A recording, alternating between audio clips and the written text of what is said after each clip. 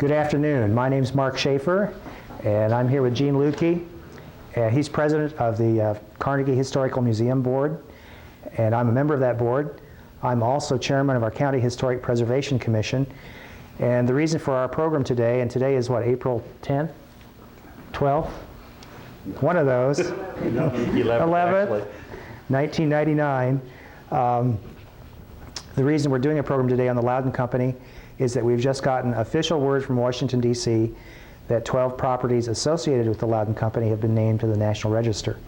And we are really tickled about that. It's a feather in this community's cap, and I think it's just a good thing, and we want to share some information with you about the company and about those sites. I have a list of the sites with me, and if I forget any of them throughout the presentation, I think I have examples of everything, but if I forget, I'll make sure and recap that at the end. May 2nd, well, here I am with dates again. Is it May 2nd? No, that's the deadline for answering the RSVP. May 10th, excuse me. May 10th, the Iowa Historic Preservation Alliance and the State Historic Preservation Office is going to have a celebration in Des Moines observing National Historic Preservation Week. And at that time, official presentation certificates about our National Register listings will be made. So if anybody has an interest in attending that, let me know and we can get a reservation in for you. A lot of times people ask me what's the big deal about being listed on the National Register? Or people are kind of worried about it. They think it's going to mean a bunch of federal red tape if they happen to own a historic building. Basically, it's an honorary designation with no strings attached unless there is a protective ordinance or covenant in your particular community. But for the most part, people that own National Register listed buildings can do anything they want with them. Hopefully, the National Register listing will heighten people's appreciation of a particular building or site and lead to its preservation. The theme of Historic Preservation Week this year is protecting the irreplaceable, and a lot of the things that we've collected here have been literally fished out of trash bins and old manure heaps and fallen down barns and so forth. So we have with us today, in fact, some living archives of information, and Bud Dimmitt and Mr. Wilburn and several other people that are here that either worked with Louden, the Louden Company, or else grew up with the equipment. Okay, now we're going to do the show and tell.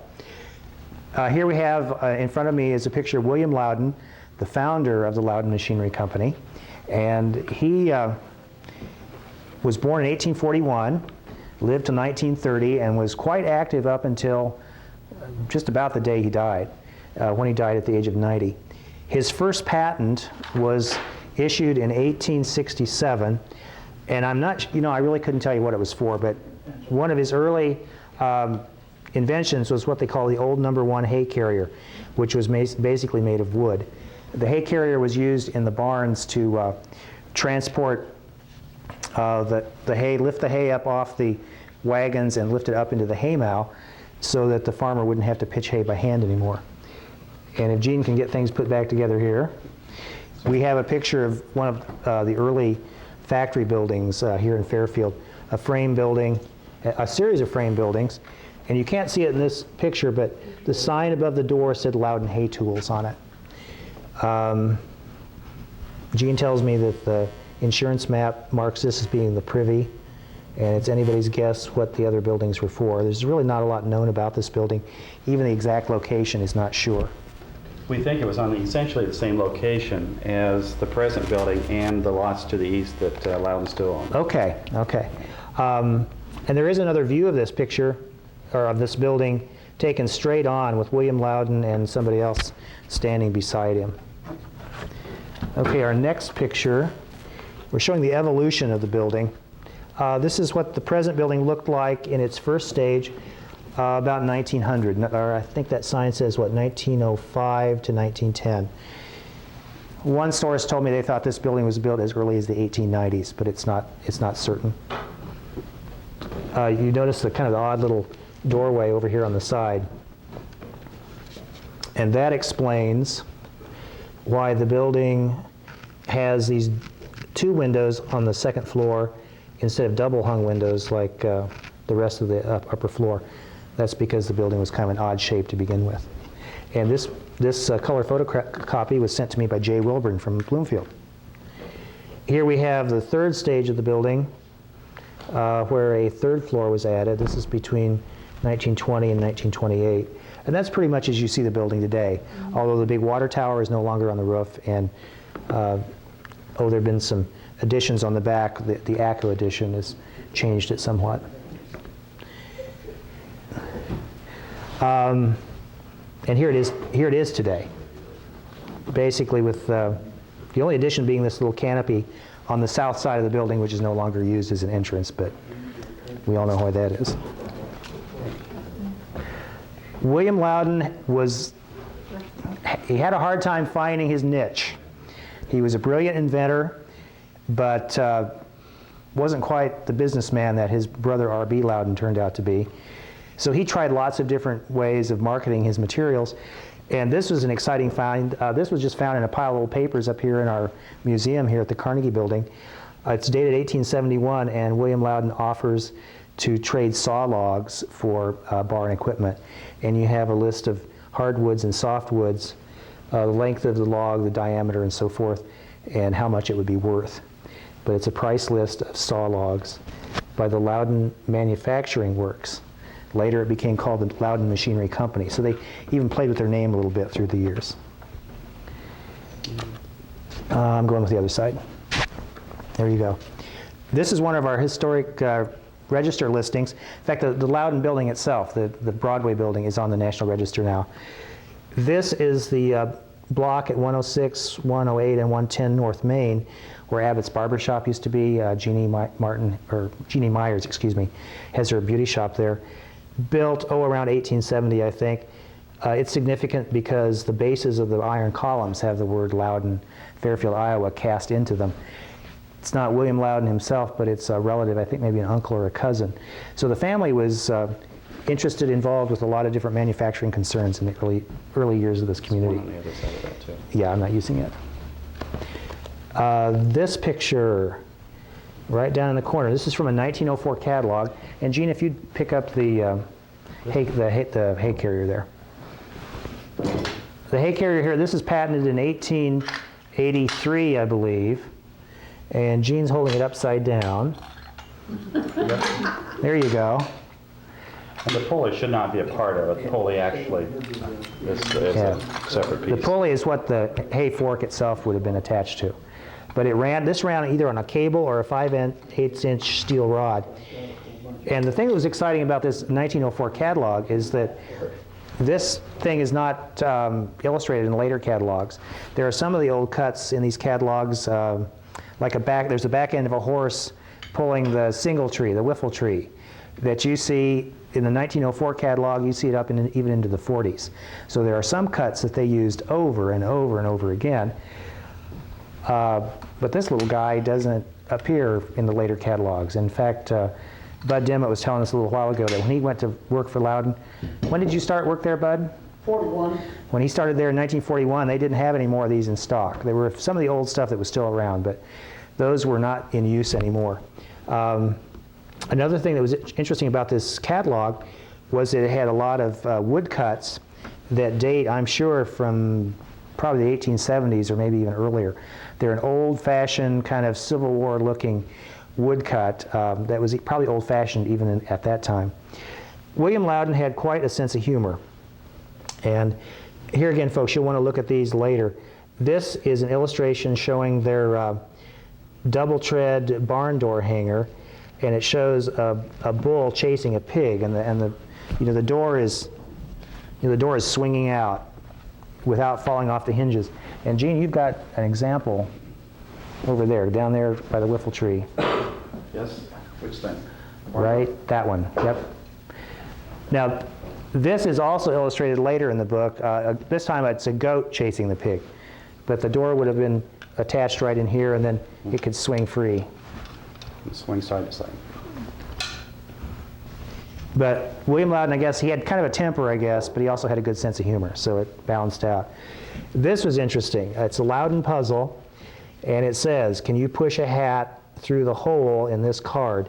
And the original was actually a card with a hole in it. Let's see, can you push a hat through the hole in this card, a full-size hat, without injury either to the hat or the card? If you can, let us know how you do it. And if not, write us for information. There is a lesson in this puzzle. Now, we don't know what the lesson is, but we do know the answer. You put your hat on the table, you put your finger through the hole, and you push through the hole. You push the hat through the hole. You don't actually pull the hat through the hole. Now, I tried for 2 years to find out the answer to that. An 8-year-old, she read that, she said, oh, that's easy. They had that all figured out. And another reason this was exciting to find this, the original of this was donated by Dan Renneker. I had talked to Les Pomeroy, about a year before he passed away, and he remembered as a high school kid sweeping up the Louden plant as an after-school job. And old Mr. Louden, who by then was retired, would come in with his cane, and he was always doing magic tricks. And he says, I remember there was this one magic trick where he pushed his finger through a piece of paper, and that's all he could remember about it. Well, then a year and a half later, Dan Renneker gives us this card, and so that's evidently Mr. Louden must have carried this around in his pocket and passed them out to people. So that was pretty exciting to make all that connection. Here we have, Gene, you're just putting everything upside down today. These machines, you got. It's easier for you to read that way. That's true. That's true. This is the Louden Senior Carrier. I don't know if you want to touch it or not because it's pretty dirty, but This big one down there. that really big old honker, he hasn't had a chance to clean it up yet. But this is like the Cadillac of the hay carriers. Good sized one. And here again, Bud Dimmitt, wealth of information, said that when they shipped those, they put a piece of wood in between the wheels up here that would go on the track. They'd slip a piece of wood in there so that they wouldn't get sprung or bent in shipment. I mean, I think it'd be kind of hard to get them bent, but I'm sure it would happen. Shippers could bend anything. I'm sure. Throwing them around. For a slow learner, then the fork hooked in that circle. Right. The fork would hook here, and then this pulley would raise and lower it. And you don't actually have the other pulley with this, do you? No. Okay. But we're real excited to find this. You see the Junior Carrier was a smaller version of this a lot. In fact, you want to show the Junior Carrier. Standard too, that didn't swivel. Okay. This is a junior carrier that swivels. This is supposed to swivel at the bottom. There you go. And then you mentioned what the hay fork hooks on. This is a miniature of the, it's either a salesman sample or a patent model. But then this is what the hay fork would hook onto, and then as the rope would pull it up in and hook in there to transfer. Bud, in looking at that, said it's very, very possible that Albert Neller actually crafted that miniature. He was the pattern maker for William Louden, and we'll talk about him in a little bit I here. wouldn't be surprised what that little one was used as demonstration. In their shed, it was was portable, and they would take it around to shows. Yeah, we could slip that out of the plastic, I think. This is a nice example of two things. One, it talks about their dairy line, and it's also a good example of Louden advertising. They had a staff of artists that were really top-notch. The drawing in this cow is really good. I mean, when you think it's just a steel point pen, a dip pen, but the surface contour that they've done on this is excellent. And then the machine-like precision of the stanchions and the stall is very, very good. But, eye-catching layout. This appeared in Country Life magazine in March of 1926. And it's a good example of their advertising. Is that the miniature stanchion upstairs? Yeah, anybody that ever comes to the museum here, we do have a small permanent display upstairs on the balcony here, and it has a salesman sample here again of a miniature stall just like that with a little Holstein cow in it. That's another reason for this program today, is to talk about some of our potential for developing an expanded Louden display here at the museum. Here we have a water bowl, and I was talking about Albert Neller earlier. like I say, he was William Louden's pattern maker. William Louden was very, what shall I say, he saved everything. He didn't want to throw things away. Whenever he got his mail, he'd take his letter opener and slit the edges of envelopes and flatten them out, and he had this pile of recycled envelopes. And whenever he had an idea, he'd take a scissors and snip this paper and stick it together and glue it or whatever, and make kind of a rough approximation of an idea, and then Albert Neller would actually fabricate it for him.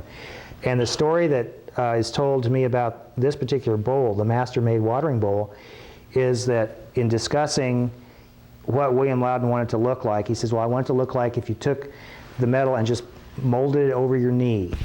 A man's knee should be able to fit comfortably inside that bowl. And that's what he told Neller in negotiation for building that particular piece. We got a cold water like that. And it had a paddle. The cow's nose, press the paddle down. Here you have a cross section, and that would bring fresh water. And this was another thing about their advertising. They used a lot of the latest scientific animal husbandry research. I remember seeing one ad that says, water makes milk, and if you want fresh, nice, fresh, clean tasting milk, then you need to have fresh, clean water. Here we have a sample catalog page again for the offset hinge. And Gene, if you want to lift that one up. This is nice for two reasons. It has the original Louden gray paint on it. It's also interesting because the bottom of the hinge does not match the top. The bottom of the hinge should have diamond-shaped holes and lots more of them. And I'm guessing this is a later piece that was made after William Louden died. He was very insistent on saving material. He didn't want to have any more iron cast than possible, so he insisted that you put as many holes into the mold as possible so it was lighter weight and didn't take as much iron. Well, nobody could convince him that making that kind of mold was really more expensive because it was so intricate. But you know, he had his way. That old New England Yankee. What's the word I want? I don't want to say parsimonious, but he was tight with his money. Let's put it that way. That side. You know what? While I'm thinking about Albert Neller, I was going to show his home. On the corner of 3rd and Washington, I think it's 300 West Washington, is Albert Neller's home. And that house is still standing today. And it's interesting because R.B. Louden's house is at 2nd and Washington, Neller's is at 3rd and Washington, William Louden's is at 5th and Washington, and then the factory is just over on 5th and Broadway. So the whole family and a lot of the employees were kind of clustered in there together. That was typical of the 18th and 19th century manufacturers. It was typical in England, for example, for a wealthy mill owner to have his mansion right beside the mill, and then they might have a mill town where the factory workers' homes were built in conjunction with. And it's said that there are some Louden homes, a section of town that homes were built to house the Louden workers, but we're not too sure about the details on that. Originally, we thought we were going to get the Neller home listed on the National Register, but the people in Des Moines felt like buildings that were connected directly with the company or family members were important to get on. I still think that should have been listed too, and maybe someday we'll do that. Now we're going to go to the barns. This is the Midway stock barn. If you go down by Mount Zion, south of Fairfield on Highway 1, you'll see this large barn over on the west side of the highway. This is a good example of a barn that was retrofitted. It's probably built, if it was built with the Louden equipment originally, that whatever it was that was originally put in there became outdated, and they put newer stuff in about 1920. But this originally had a wooden track, hay carrier, and then it was later retrofitted with a steel track. And of course it has the ventilator on the roof. And this is a catalog page that shows a nice cross section with all the parts labeled, and it really goes into excruciating detail explaining to the consumer why this product is desirable and why it's going to do the job that nobody else can do. Here again, it's their advertising that was really on the cutting edge. I don't know how well this will show up on video, but there is a track in the basement of that barn there's some curve track and there's an electrical switching mechanism, but there also is the gears and what do you call it? The running gear and so forth for the litter carrier. And here we have a better picture. That photograph illustrated this part right here. But this big bucket was meant to be filled with manure, and you could track it around the barn and then take it outside and just tip it into the manure spreader. And here again we have some good old-fashioned Louden propaganda. We are told that it's fun, that even a young boy can do it. This is man's work becomes child's play. And this whole booklet goes on and on and on about how much fun it's going to be for Junior to get out there and shovel out the barn. I'm not sure if Junior was ever convinced, but I suppose if Junior knew the old way as opposed to the new way, he'd think that was a pretty good deal. The litter carrier is important because around the time of World War I, there was an agricultural exposition, I think was it Pennsylvania, where a munitions manufacturer saw the litter carrier and I thought that would be a good way to transport things in his factory. And I guess William Louden originally didn't want to sell to him. He wanted to buy, it was either 14 or 40 of them, I can't remember which. But he didn't want to sell because they weren't for bullets, they were for manure. Well, eventually he was prevailed upon and he did make the sale. And so ultimately, it did become, useful in terms of conveying heavy equipment in manufacturing situations. And the reason I bring this up is because first you begin with these outdoor hay stacking setups that would use a carrier similar to the one we showed earlier, a tripod setup that would stack the hay outside because barns in the early days were not big enough to carry the hay mow load like we see today because man couldn't pitch it up that high. But eventually barns became bigger because of the technology that made it possible. This configuration down here, it shows like an automobile, well, what does it say? I'm trying to read it upside down. A traveling crane manufactured by the Louden Machinery Company that was used frequently, I'm doing pretty good, in garages for overhauling automobiles. The reason I'm showing this is that one of our buildings on the National Register is the building that houses Nature's Way health food store. In the back is one of these setups that dates from the 20s that Courtney Louden, what are their last names? Courtney Crandall. Courtney Crandall says that when his dad bought the place, that it had been an automobile dealership before then, and they had automobile repair in the back. So that's still in there.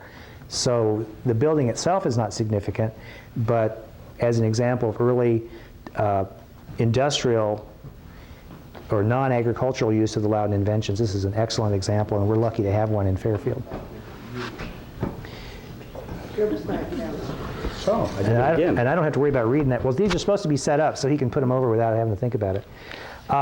This is an example of how we've adapted an historical document for our uses. Where it says intensive survey up here, originally said barn planning service. And we use this for our publication of one of our initial documents in the National Register nomination process. Will Page wrote that up for us. He's the historian we hired. The front is kind of an arts and crafts influenced style design, and the back shows the Jersey cow inside the cow stanchion, which was a pretty common Louden symbol that you'd see a lot. But we have these intensive surveys for sale. I think there are about a dozen of them left, and they're on sale at the courthouse for $15. And I think maybe the Chamber of Commerce has a couple of copies again. But that discusses in detail many of the facts that we won't be covering today about the various buildings that are being nominated. The front, yeah. And here we have a picture of the August and Vera Luedtke barn. That's right next to your house, right? That's right. This is our barn, and it probably was not made from a Louden barn plan, but it matches so identical in the construction, both exterior and interior, and it was completely outfitted with Louden materials, stanchions, hay carriers, barn doors, and so forth. So it's very possible that his dad bought one of the barn planning books and looked it over and told his carpenter or himself or whatever to do this and do that. The barn planning service was first established in 1907. It was a free service. It was the first of its kind in the nation, and another example of the Louden advertising expertise. It was a vehicle for promoting their line of equipment, because, gee, if you build a Louden barn, you need to have Louden equipment in it.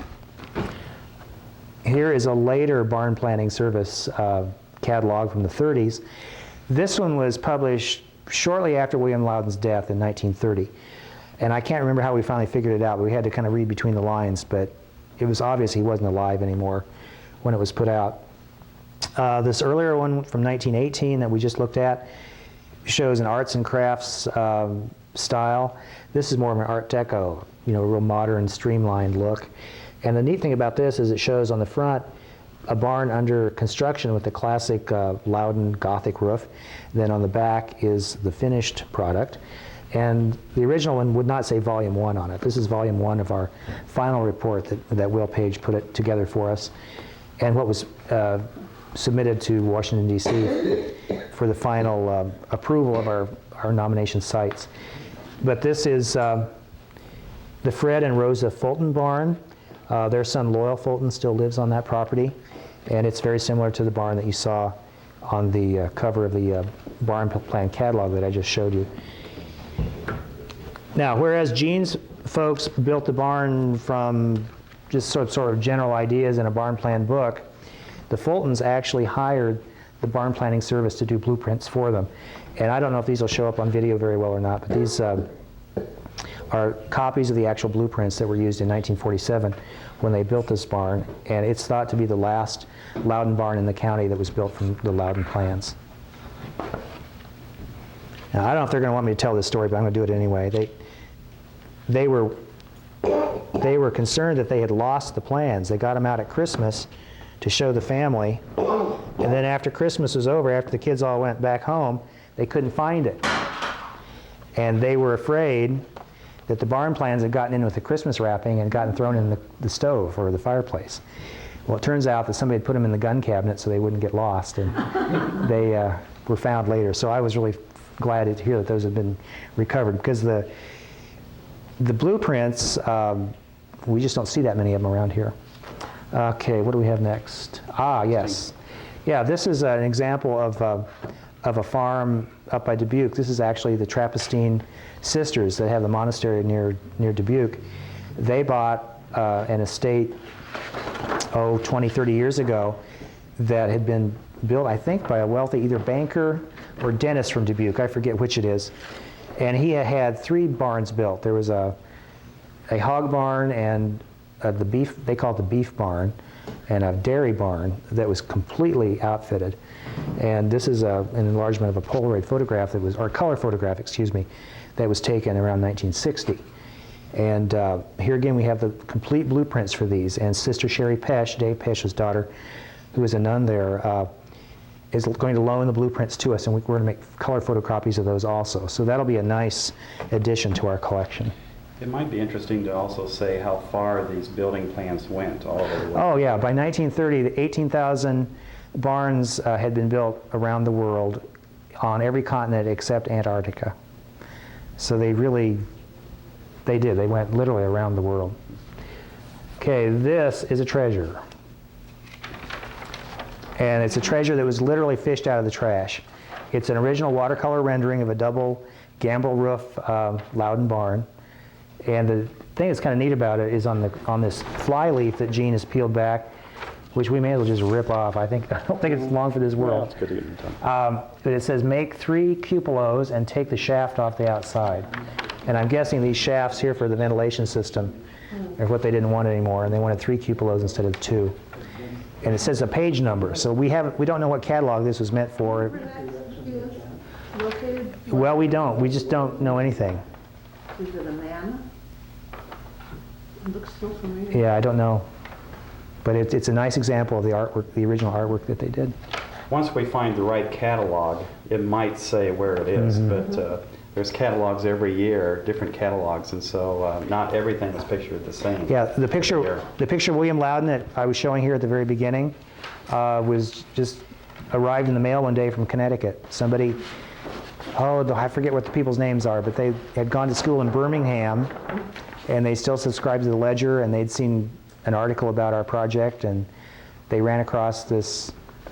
Actually, that photograph of him is what would have gone inside of the 1918 catalog as a premium. I mean, I don't know why you'd want a picture of William Louden, but they seem to think you would, so why not? Yeah, this is the Iowa malleable. It turned out it was really hard for them to get good quality iron castings. So in 1903 or 7, I can't remember which it is, 1903 I think, a coin was tossed. It was either going to be in Ottumwa or Fairfield in what is now the John Deere plant. And Fairfield won the toss, and that's where they began casting their iron, both for here in Ottumwa. That was at Malleable Iron Works. And I don't know how long those buildings are for this world, but they are on the National Register. And I don't know, like there's some environmental protection agency problems. I'm sure they have to still do some cleanup. But as a preservationist, I think it would be nice if these facades at least could be maintained someday, and maybe new construction be put on the back of them for housing or some sort of business.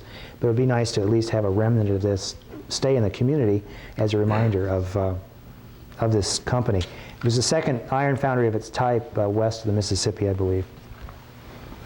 Louden had quite an impact during World War II. There were some top secret contracts with the government and subcontracts, and it turned, we may as well just show that photograph now. It turns out that the Oak Ridge project in Marietta, Georgia, is that where it was? Mm-hmm. The overhead systems on which the bombers were built were designed and manufactured by Louden. And it was top secret because we think that probably the atomic bomb was built on Louden overhead stuff too, and possibly the Enola Gay, the plane that dropped the bomb. But these letters here, dated December 20th, 1945, are thanking the Louden Company for the part it played in the war effort. And I know they had so much work during the war that it even spilled out onto the street. They worked around the clock and just quite a going concern. I can't imagine that security would be very good if they were working in the street, but times are a little bit different then. Well, some of the people didn't even know what they were working on. Oh, yeah. In fact, who's... Drobny. Yeah, Mr. Drobny. Is it Ed? Yeah. Mm-hmm. Ed Drobny happened to be the engineer that did this design, and he said he didn't find out what it was all about until the day after the bomb was dropped on Hiroshima.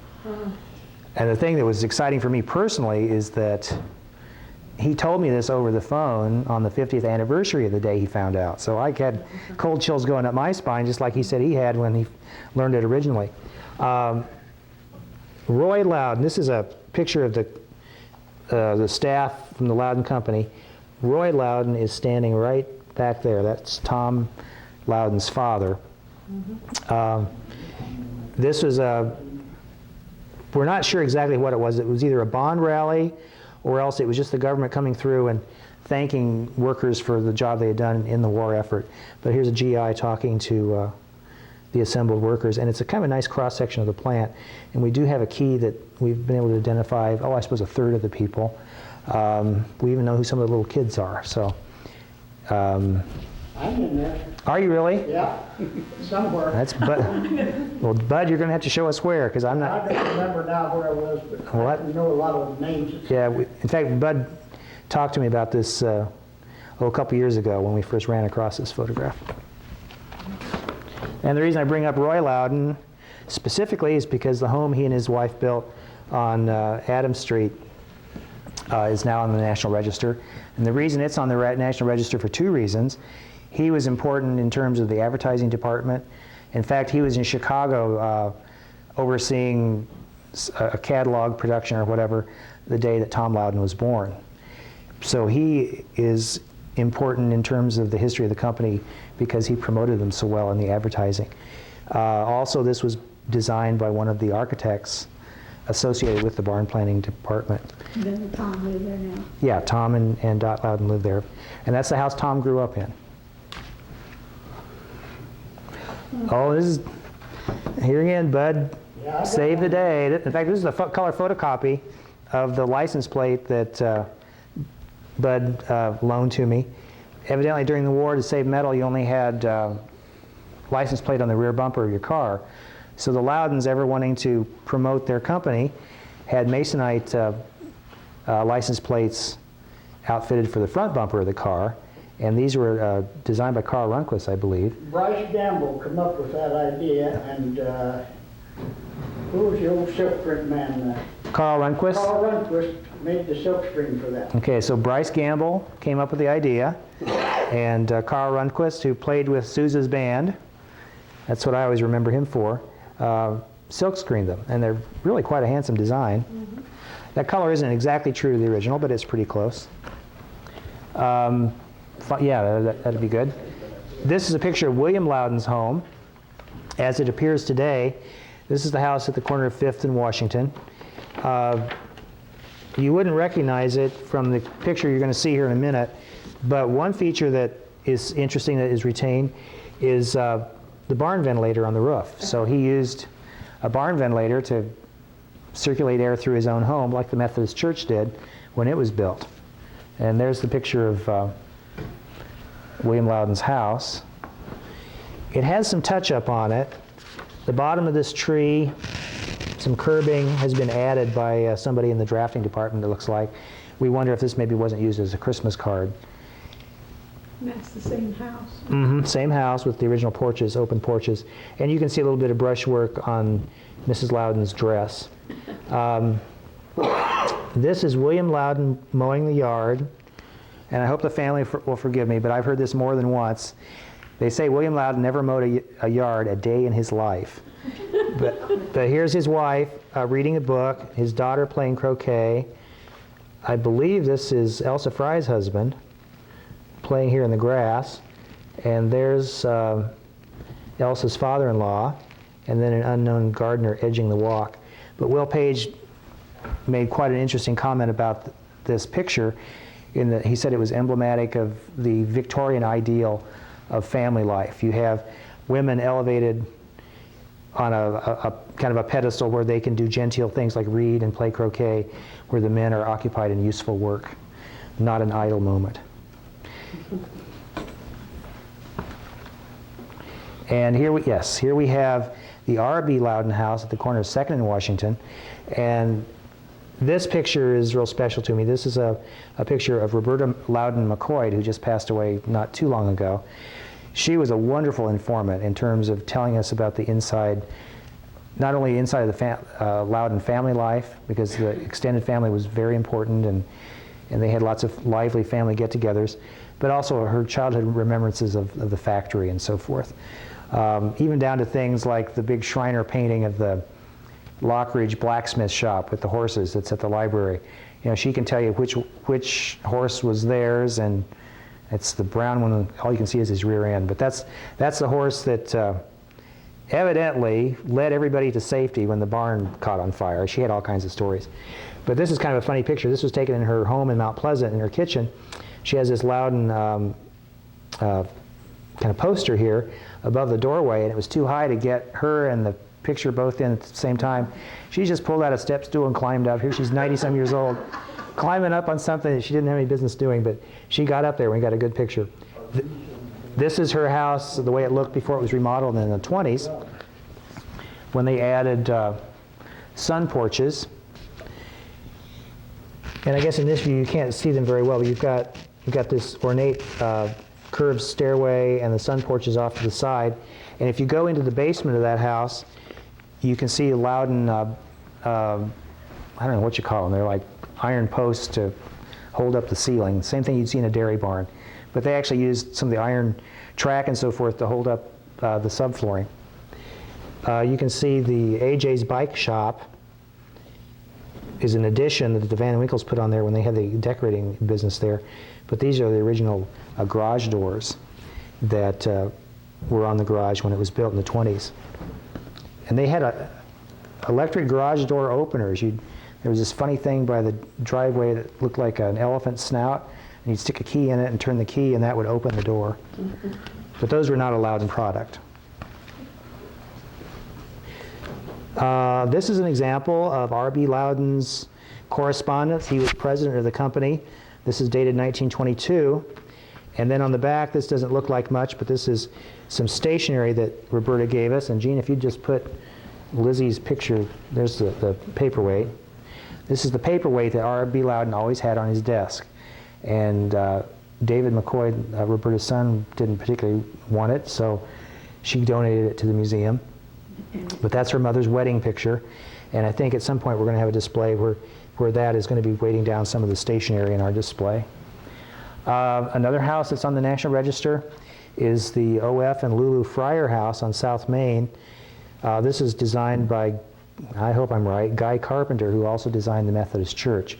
And we were hoping the Methodist Church would be listed on the National Register, but the feeling was that it was not of enough architectural significance. I think maybe if we'd taken a different tack and promoted it as an example of the Louden ventilating system being used as an early air conditioning unit, we might have gotten farther, but that might be another day. But Fryer was instrumental in building the church back in the 20s. The original building from the 1870s leaked like a sieve. It had too many steeples and so forth, so they wanted a simpler building that was easier to take care of. So the barn planning service from Louden was eventually hired to design the church. And I guess I had thought maybe a connection with the barn planning department would be enough also to warrant a National Register designation, but evidently it wasn't. This is also significant because it has a garage with the original doors, also Louden products. And not to be outdone, they didn't just stay within the agricultural and or the manufacturing sphere. They also got involved with advances in education. And in the early part of this century, it was considered important not only to have well-equipped classrooms, but also to have well-equipped playgrounds. And the Louden Company acquired a factory in Illinois. And I've heard two stories. One, they had a patent that they wanted, so they bought the factory, or else there was a patent infringement, and they got the factory as a part of the settlement. I don't know which is true. But they did build lots of playground equipment, and one of the surviving pieces in this community is the Whirl-Around at the country club. So the merry-go-round at the country club is now listed on the National Register, which I think is neat because it's significant as an early golf course, being one of the first ones west of the Mississippi. But this is part of a flyer, fold-out flyer that touted a lot of their playground equipment line. This is neat. This is the Giant Stride, and I can remember playing on that because it was so dangerous because you had all these chains with those little steel ladders on them, and if you played on there by yourself, you'd liable to have chains wrapped around your head if you weren't careful. And I can remember getting my head cut open a couple of times, but it was pretty exciting stuff. And finally, the Louden one-man band. I think for our permanent display, this might be an approach we could take for kind of an easy, compact, self-contained unit. You have the stanchion, the stall piping and connectors holding up hay carriers and pulleys and hay forks and the cow stanchion and even the nameplate for the cow and a catalog hanging there. So I think if we can recreate one of these, and there are several versions that we see in the catalogs, that would be a nice way to display some of our wares. Gene, you have anything to add? Well, I think one thing of interest is the fact that several Louden people went on to other things. For instance, the Heston and Anderson Company in Fairfield that made saws were two people who left Loudon's, one a draftsman and one a machinist, to start their own company where Whitney Monument is right now. They built that building and built a number of table saws, planers, joiners, you name it, a lot of different woodworking equipment. So a lot of the Louden people did go to other places and start their own companies and do things. And the Whitney building is really a good example of some of the Louden agricultural designs. You have the hollow tile foundation, you've got the little ventilators on the roof. It looks a lot like some of the hog or chicken houses that you see in some of the other catalogs. So I think if we played our cards right, we might have gotten that on the National Register. But that, here again, that might be another opportunity at a later time. One Louden house, you don't have all Bruce Louden's house in there. Well, that was nominated, but the owners decided they didn't want to be listed. Now, if it changes hands someday, the Bruce Louden house could be reinstated, but it was eligible, yeah. Yeah, there are a lot of Louden houses around. We toyed with nominating several, but the fact that we got 12 things on the National Register in one, well, I won't say just one swoop, because it took us about 3 years to get the job done, but we are very pleased with that, and if anybody ever has questions, be sure to call me at home or Jean, we're in the book. Were Yes. you saying that the Whitney Monument was the first location of Heston Anderson I believe that's correct. before they built the brick? That's right. There was a church in there at one time too, and this is called the Mission. Right. Well, the location where Whitney Monument is now was the original Burlington Depot, and some of the foundations still exist there. And then later, when the depot was moved to the present location, that depot was used as a mission. And I think the Harpers were very instrumental in that, the Harper family. But it was used as a mission before it was moved. And then I think it was moved to be the first Nazarene church in the present location. Oh, is that where that came from? Okay, because yeah, I knew that was the old depot, an old depot. Oh, I've lost my train of thought 3 times now. What was it? Oh, I remember.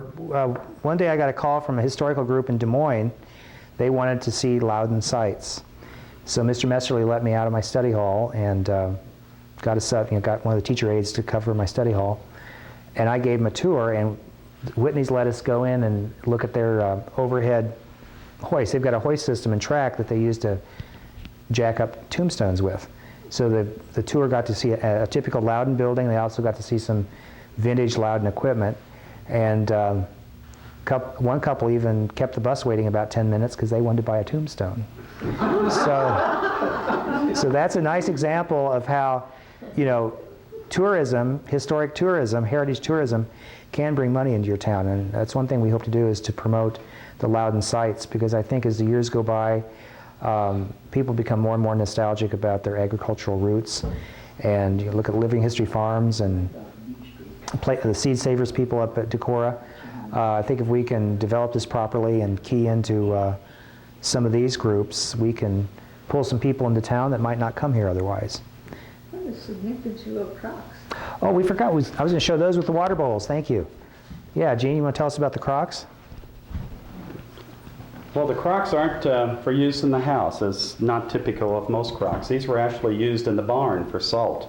One of the reasons, salt would deteriorate wood or metal, so the Crocs were used for salt.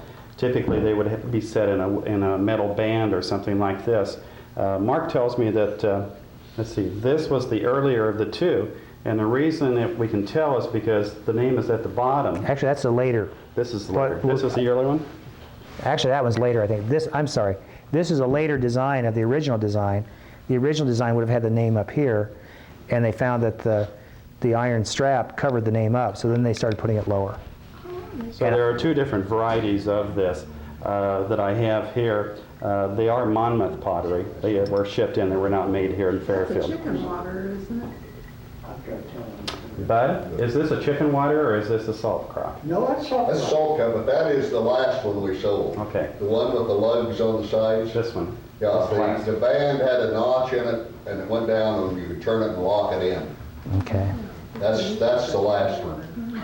I do have a receipt that's kind of interesting, dated 1892, to sell various hangers and things to Smith Brothers in Brighton, Iowa, and that shows what a billing statement would be back in the 1800s. And you see this little logo up here with the little barn.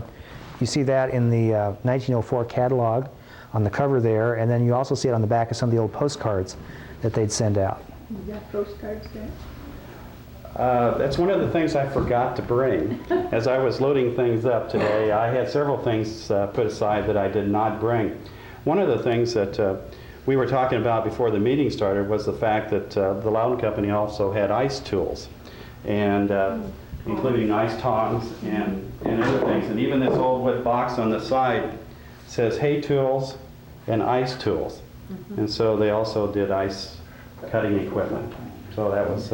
And there are some ice tongs illustrated in that copy of the 1904 catalog. Is that your 1904? One of the other things, as they were making the places for the stanchions and the eating stalls, is that they had their own patterns for the cement and everything, and even came out with their own cement tools. This happens to be a number 2 to make the curve under the stanchion. And so they did about everything. If it was iron, they did it. Just about anything that would help make something easier. Okay, Mark? Well, I guess that's that.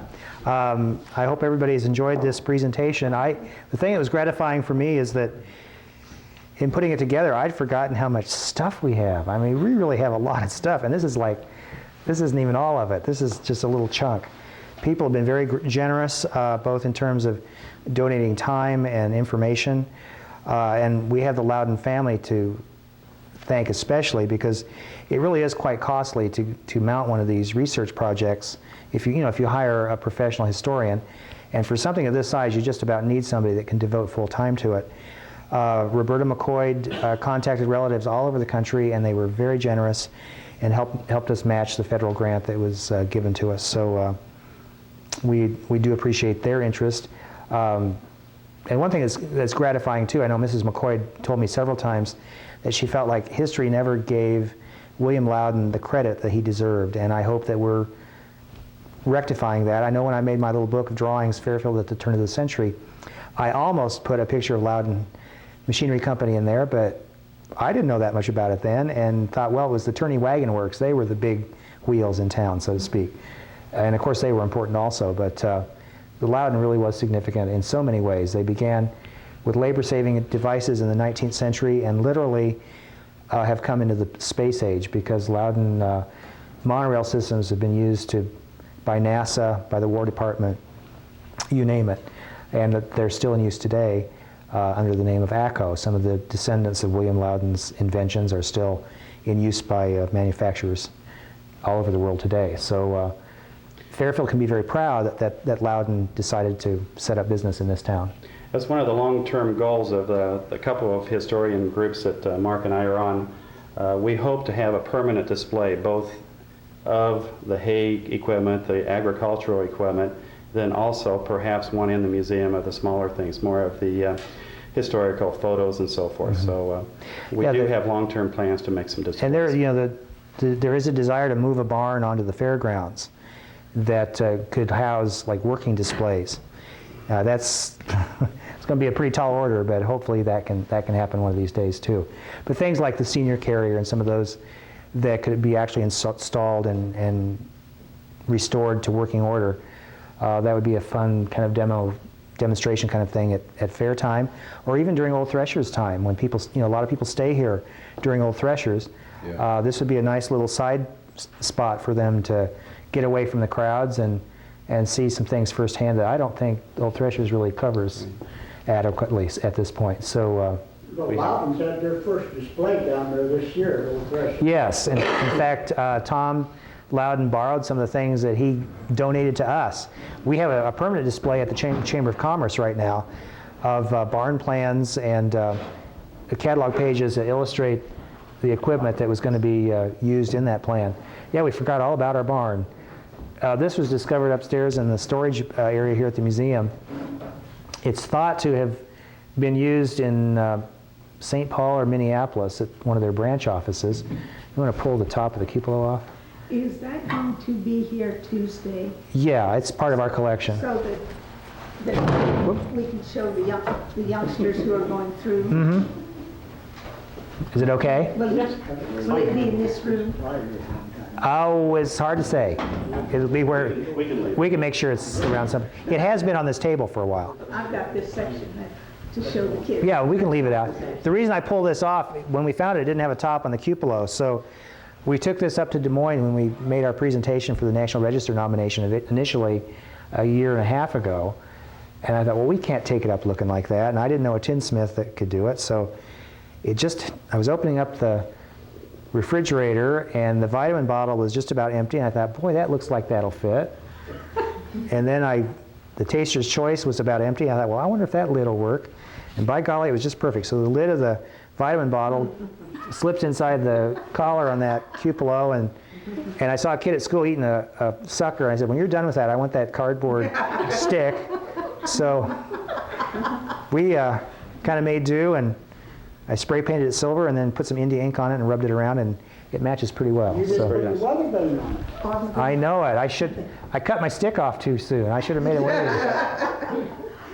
Did they not have louvers for ventilation? Did the cupola not have louvers? Yeah, the air could get up underneath it and it would be funneled down. And of course, they had the windows that would tip in that would give you some ventilation. Plus, they made ventilation systems where you would have duct work that would pull air in and circulate through the building as well. So with that, I guess we've beat that dead horse, I think. We'll call our program to a close. Thank you, everybody, for coming, and viewers on FPAC. Like I say, feel free to call Mark Shafer or Gene Luedtke if you have questions or input with regard to the Louden Machinery Company. Thanks for watching.